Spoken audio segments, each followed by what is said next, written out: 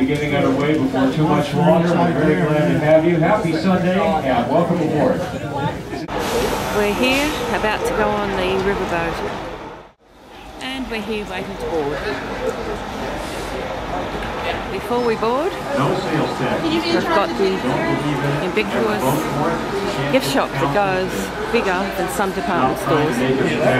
We always say no. Discovery 3. There's actually a really good spot to come to this point. So a happy smiling crew. Oh, it's a joke, it's funny. There we go. It begins. And Super Cup pilots still today can do the short field takeoff. And as you see up ahead of us, here in real time, Steve's on his way. He's all leveled out. Pull back on the controls. And up into that big Alaskan sky. Watch Steve up front as he does the slip turn. He's going to show you a technique that the pilots use to get down in a hurry. See, you roll on your side, lose a lot of altitude quick in case you're trying to land on a lake that's just maybe a few hundred feet across. And now we can't actually see the river, but he spelt it out and sets it right down there. And that's how you do it. This guy could fly a plane before he was allowed to drive a car. All about adapting here. I know you see the big beautiful houses off to the left, but those belong to my ex-wife, and I don't want to talk about it. Stay focused. Perfect little cabin with the moose antlers up on top. Great big deck, plenty of furniture, jet boat, and mini Winnie out in the back. The river came up about 30 inches last night, which is nice because earlier in the season we were just eking through here with a couple of inches to spare, but it's up real well and we're able to move right on down the river. But a lot of the debris is stuff that's been sitting on the shore all winter and is just now being picked up and carried down. So I know it looks a little dirty right at the moment, but this is actually a good sign. The river's kind of cleansing itself. You get a good look at Trailbreaker Kennels and some of the puppies out running around. Would you mind if I introduced you to the husband of Susan Butcher, who still works and operates things here? Let's say good morning to Dave Monson down there on shore. Good morning, everybody, and hey, good morning up there. What a wonderful day we're having today. And holy cats, did the river come up this morning? It must have come up at least a foot. And, you know, but any day, whether the river's up or down, the sun's out or it's raining, any day you can go out and play with the pups. It's a great day around here. If they're big enough, strong enough, fast enough, but most importantly, too, mentally are they ready? Has the instinct to pull kicked in and they want to do it? And when I see all those things come together, then it's time to hitch them up. But if I get the leaders out front, what we do then is we hitch the puppies up behind them. And that's an important thing too, because puppies have to learn they've got a responsibility to pull. They've got to do their job before they earn the right to run up front. And so what we do is we hook them up. Lead dogs find the trail, set the speed, listen for the commands. All the dogs behind provide power. They're called team dogs.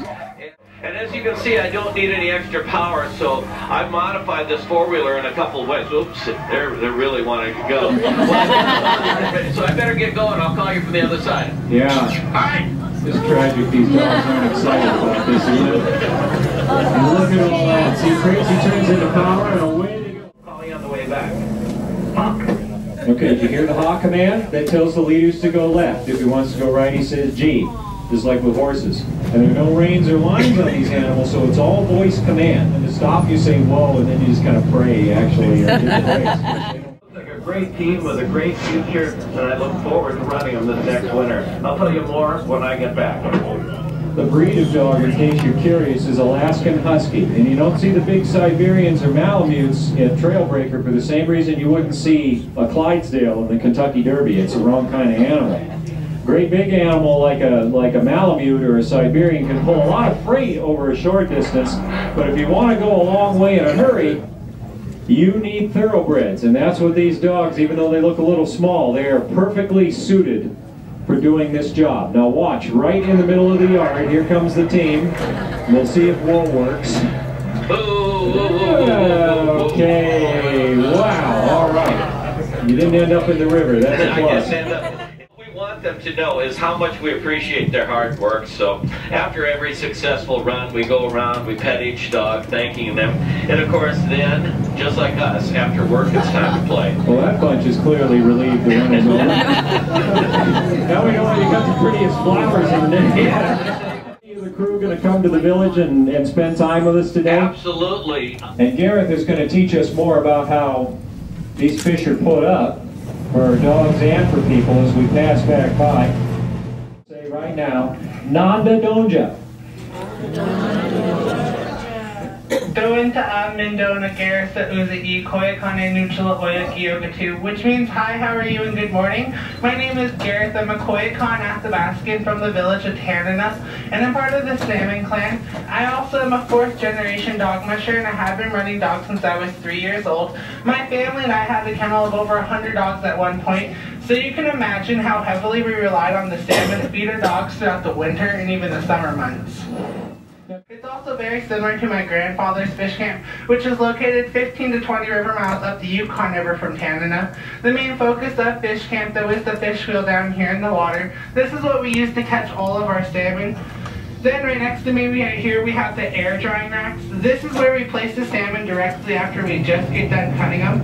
The one right here next to me is for a sunny day, and then the covered one's for a rainy day. Directly behind me is the smokehouse though, and we use that to fully cook and dehydrate our salmon. Right next to the smokehouse, you notice that structure on stilts. That is a cache, and we use that for storing our dry goods and also our dried salmon. We're at the Indian village now. That is one stuffed moose. I've got a moose lost.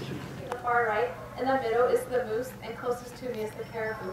These 3 animals provided the Athabascans with nearly everything they needed to survive. The Athabascan men developed 2 methods to call in a moose. One was to take a shoulder blade of a previous kill and scrape it up and down a street.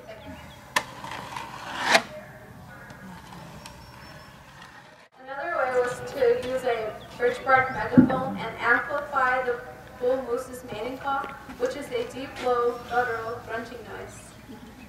Would you like a demonstration? Oh yeah. Watch out for moose.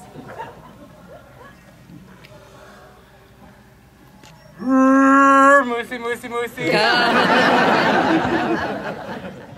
Right here we have 2 beautifully native tan moose hide garments.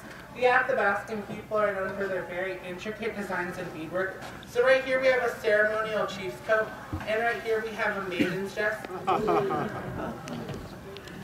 Kirsten is modeling an Athabascan Yukon-style women's winter parka. It is all traditional, except for the big zipper down the middle. We hunted for that at Walmart. What does that mean? Good morning, everyone. Good morning. My name is Janessa. I am an Athabascan Indian from the village of Rampart.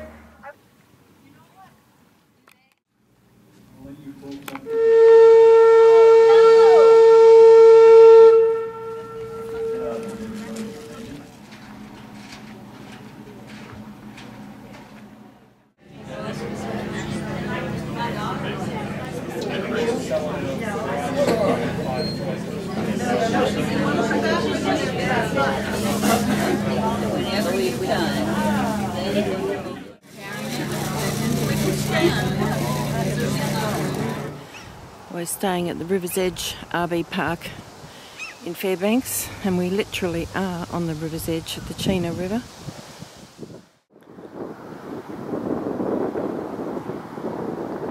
This is the park from the river. We're up past that big grey RV.